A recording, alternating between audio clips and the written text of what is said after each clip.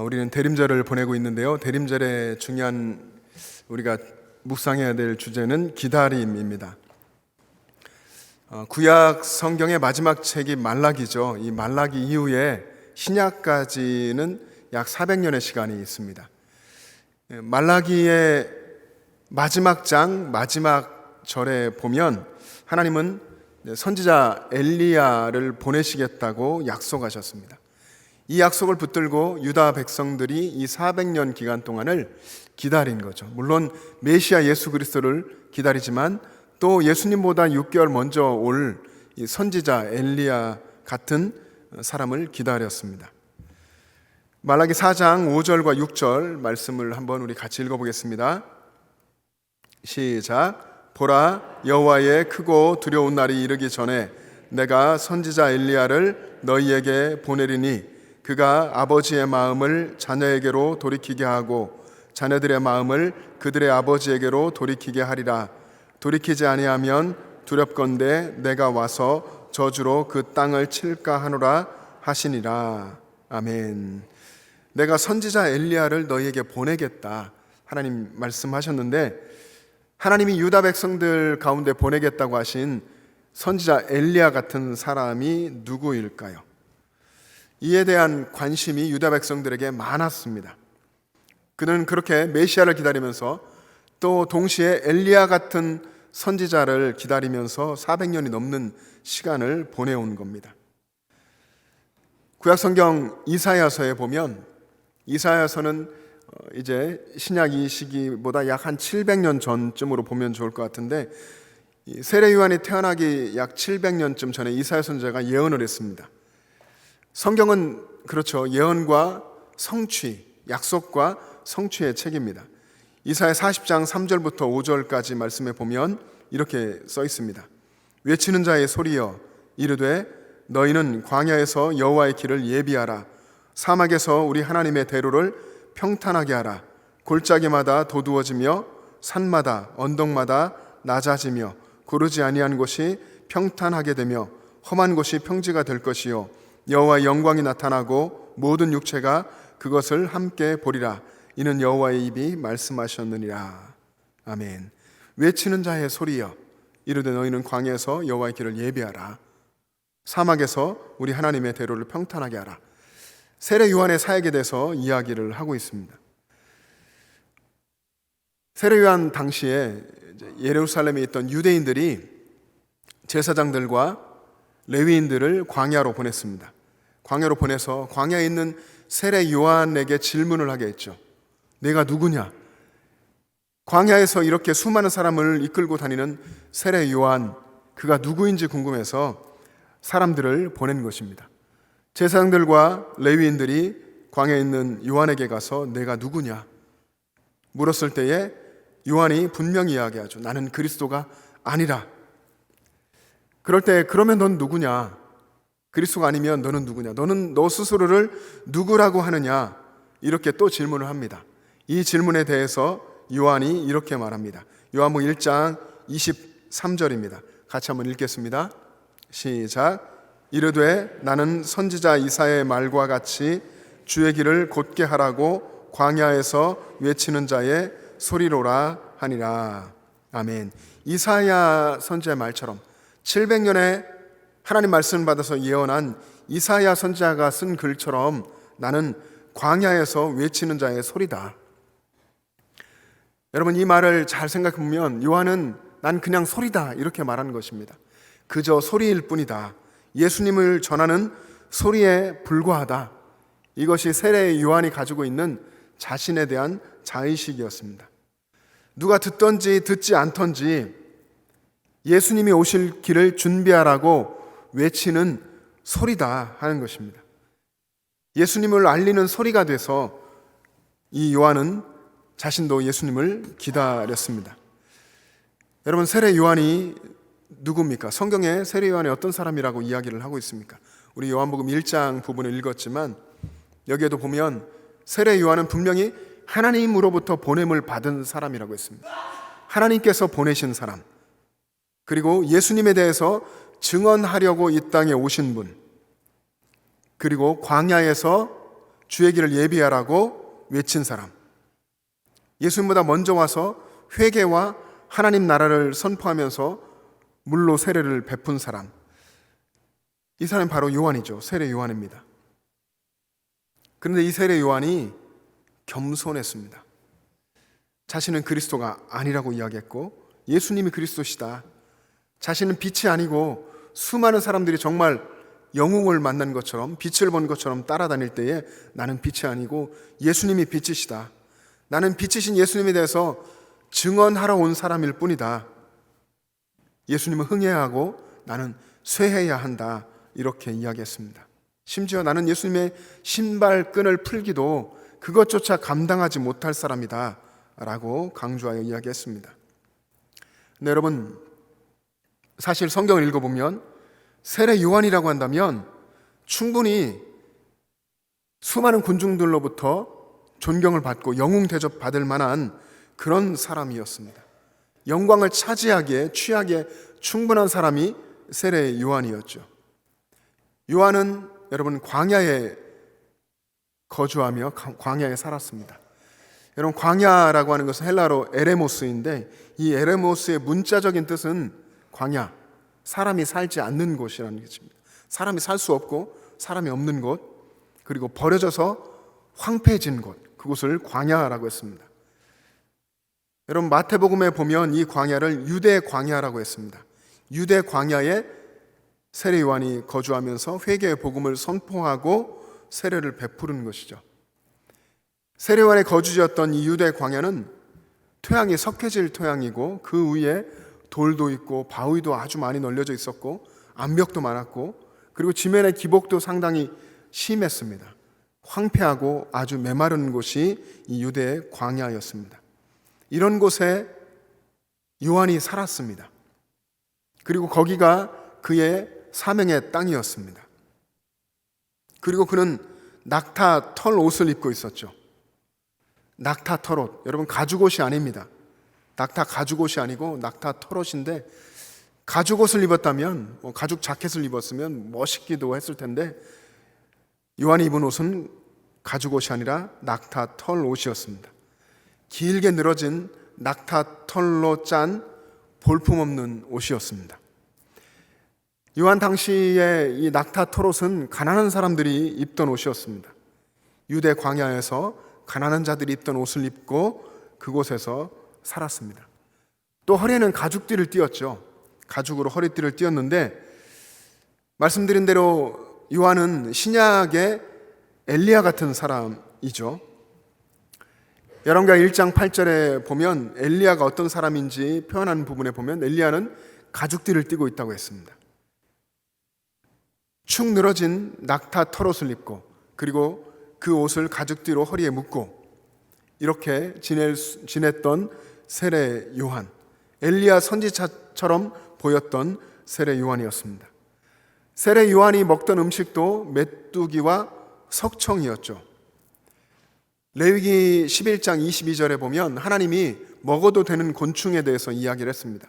먹어도 되는 곤충, 그 중에 메뚜기도 있습니다.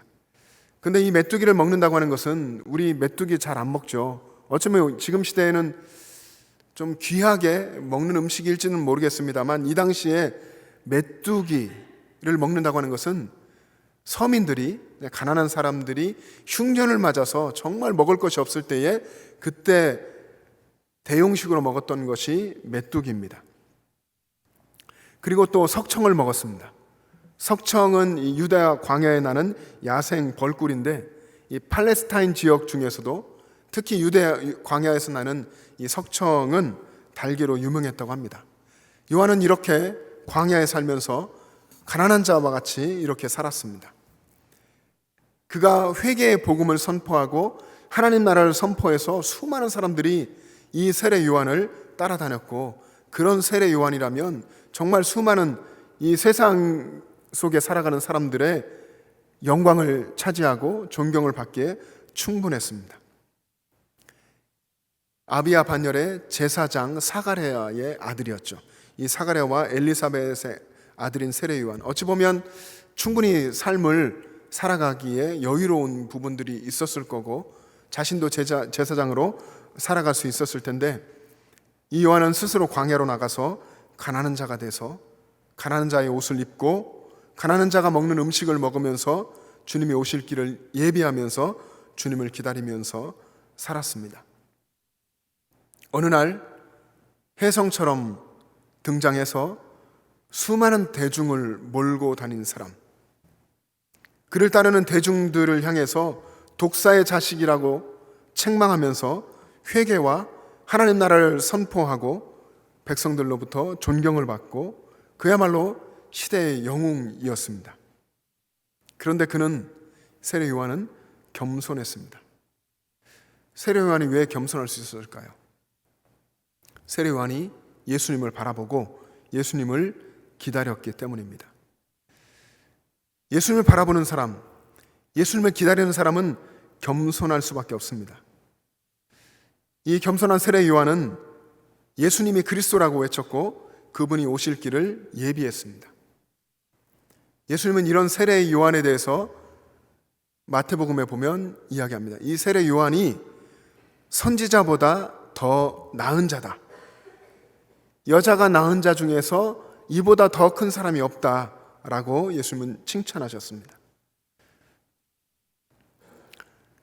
여러분은 어떤 사람입니까?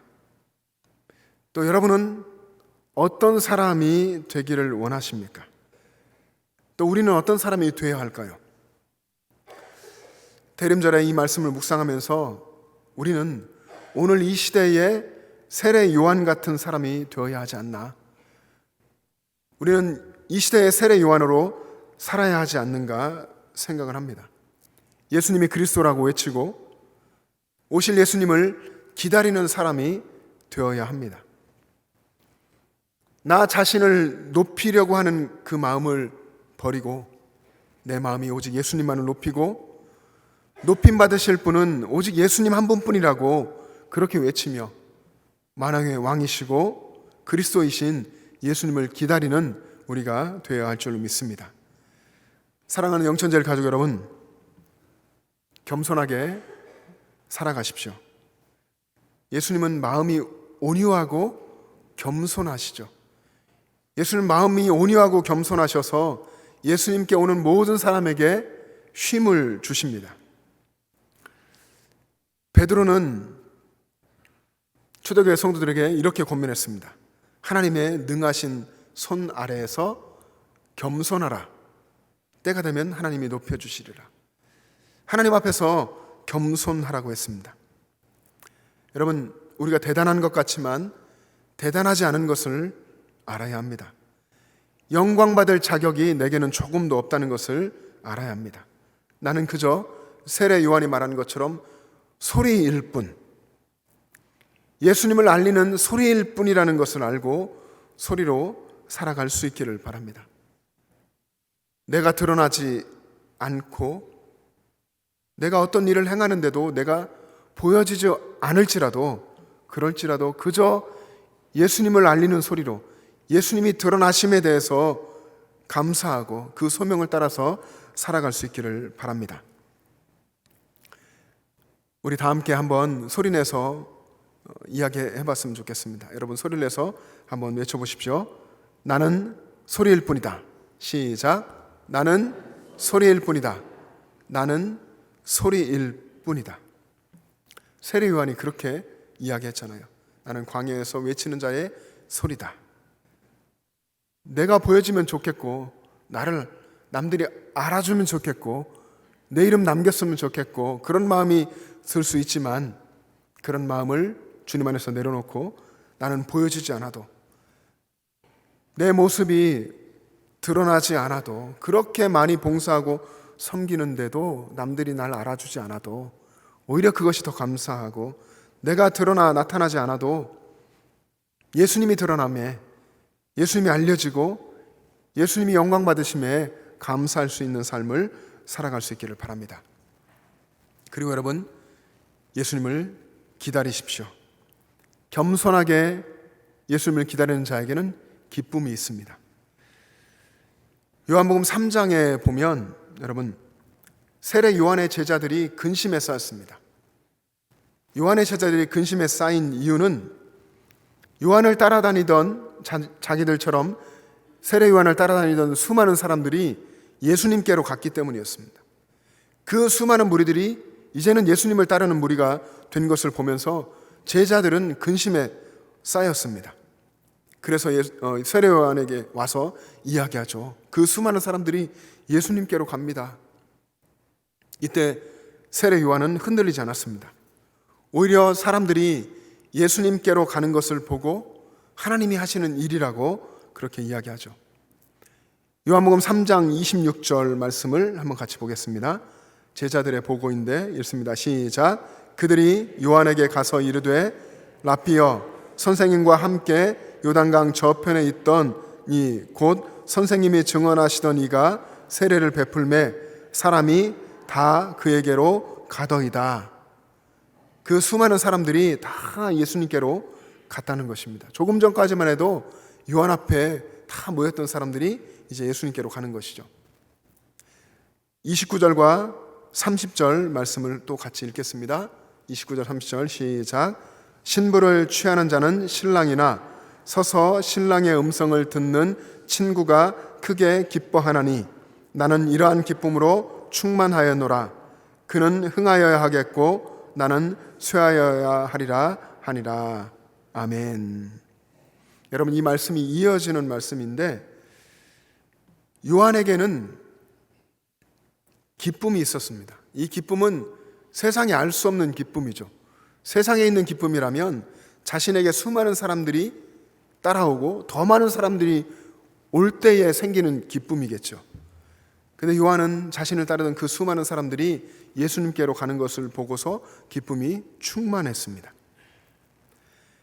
자신은 쇠하고 예수님은 흥하기를 원하는 그런 기쁨이 세례 요한에게 충만했습니다. 이런 영적인 기쁨으로 요한은 예수님을 바라보았던 것입니다. 그 기쁨으로, 하나님이 주신 기쁨, 영적으로 충만한 그 기쁨으로 요한은 겸손하게 주신 사명의 길을 끝까지 걸어갔습니다. 여러분, 세례 요한에게 있던 충만한 기쁨, 주님은 흥하여야겠고 나는 쇠하여야 하리라 고백하게 됐던 이 기쁨이 무엇일까요? 방금 읽었던 말씀에서 여러분 아시겠지만 요한은 자신에게 있는 기쁨이 신랑의 친구가 가지고 있는 기쁨과 같다고 이야기했습니다. 신랑의 친구가 갖는 기쁨. 여러분, 유대인의 결혼 예식은 보통 일주일 동안 치러지는데요. 신랑이 신부를 데리고 본가로 돌아오는 일, 그리고 혼례를 준비하는 모든 일들, 여기에 신랑의 친구들의 역할이 있습니다. 그렇게 친구들이 신랑과 함께 결혼 예식에 여러 가지 일들을 하고 그러다가 혼인잔치, 혼례식이 끝나면 신랑은 이 결혼 예식을 마치고 신부를 얻은 이 신랑을 바라보면서 기쁨이 충만하게 됩니다. 신랑의 친구들에게 기쁨이 충만하지만 주인공이 그들이 아니죠. 주인공은 신랑입니다. 신랑 대신 예수님이 주인공입니다. 근데 친구들에게도 기쁨이 충만합니다. 물론 세례 요한이 특별한 사람이었고 세례 요한이 아주 굉장한 유명세를 그 시대에 탔습니다. 근데 그가 나는 빛이 아니고 빛이신 예수님에 대해서 증언하러 온 자라고 겸손했고, 그런 반면에 또 그에게는 그렇게 그의 사명을 감당하는 기쁨, 예수님을 바라보고 사명을 감당하는 기쁨이 충만했습니다. 그래서 주님을 바라보면서 주님은 흥하셔야겠고 저는 쇠해야 합니다 라고 고백을 했습니다. 이것이 요한이 말한 신랑의 친구의 기쁨이었습니다.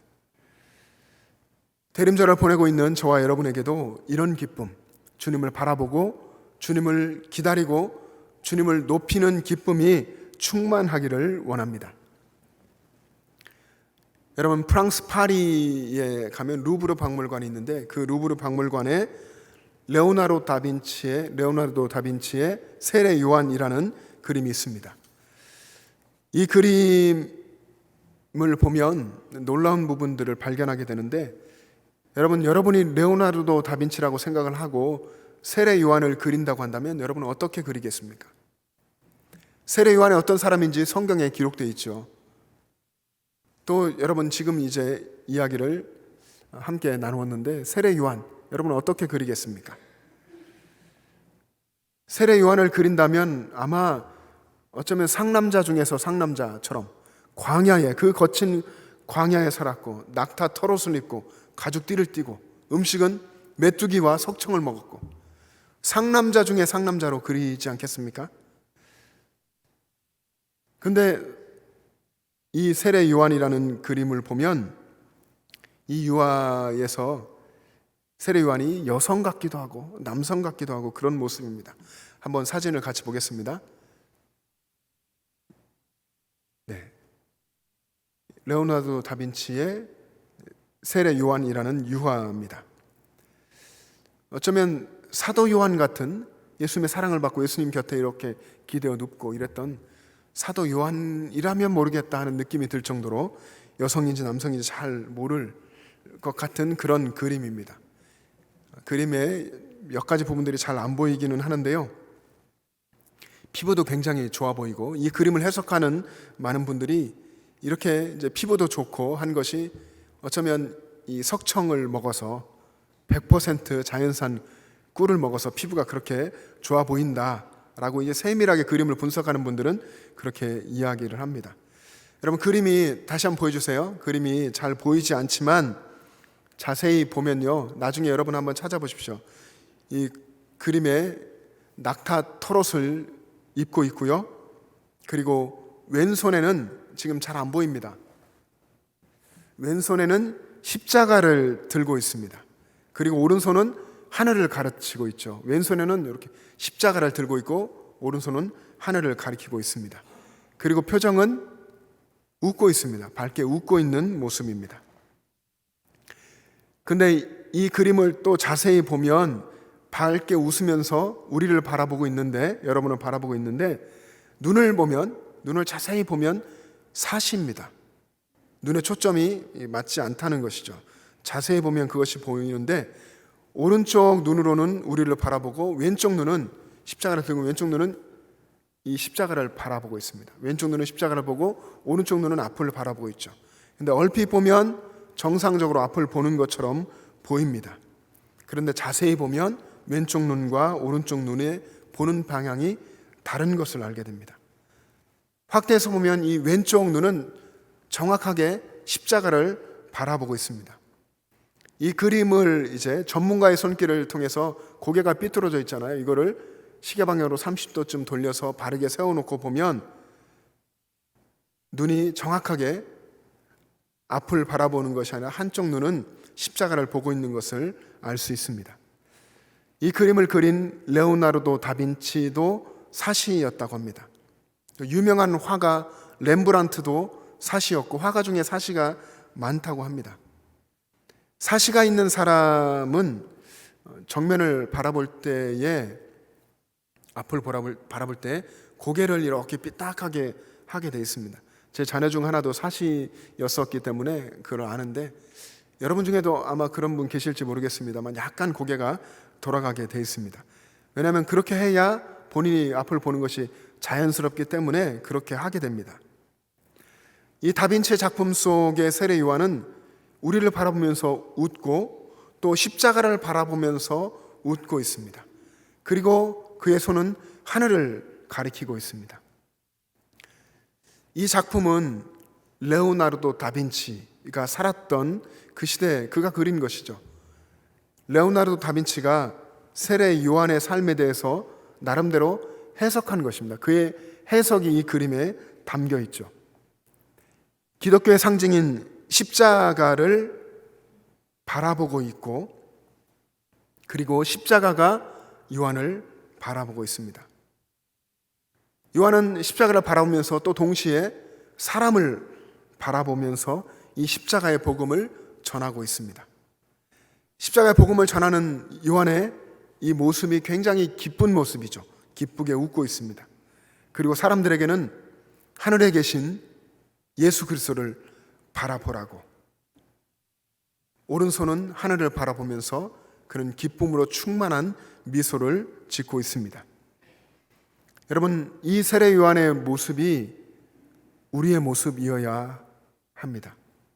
오늘 이 시대를 살아가는 우리들의 모습, 오늘 이 시대의 세례 요한 같은 모습으로 여러분이 살기를 축복합니다. 겸손함으로, 그리고 하나님이 주시는 충만한 기쁨으로 살아갈 수 있기를 바랍니다. 여러분의 마음의 눈을 떠서 십자가의 예수 그리스도를 바라보고 언제나 하늘을 향하고 또 수많은 사람들에게 십자가 바라보며 하늘을 바라보며 믿음으로 살라고 복음을 전하는 여러분의 삶 되시기를 주님의 이름으로 축복합니다. 기도하겠습니다.